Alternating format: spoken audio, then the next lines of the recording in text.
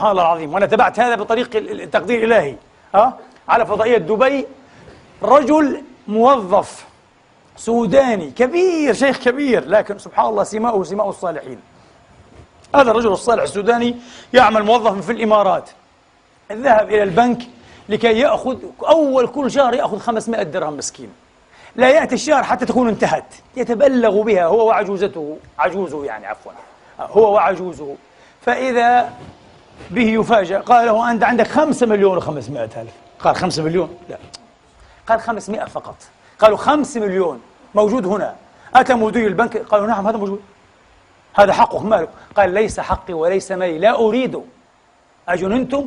يا أخي أنت اللي جننت، هذا مالك. قال ليس مالي، أنا رجل موظف بسيط عندي 500، لا يمكن أن أدخل ذمتي. المهم اختلف معهم، ذهب إلى الشرطة، قال قضيتي كذا كذا كذا كذا، يبدو أن هناك خطأ معين في الحاسوب، أنا لا أستحق في حسابي إلا 500، من أين أتت 5 مليون؟ صار في تحقيق فعلا خطأ حاسوبي.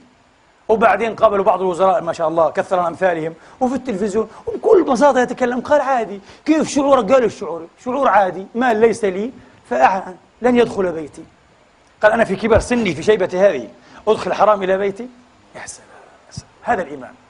ولذلك هذه الأمة عظيمة، تبقى عظيمة. اللهم اجعلنا من عظمائها. هؤلاء عظماؤها، انتبهوا، هؤلاء عظماؤها.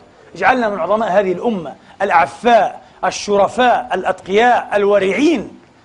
اللهم أعطنا ذلك ووفر حظنا وقسم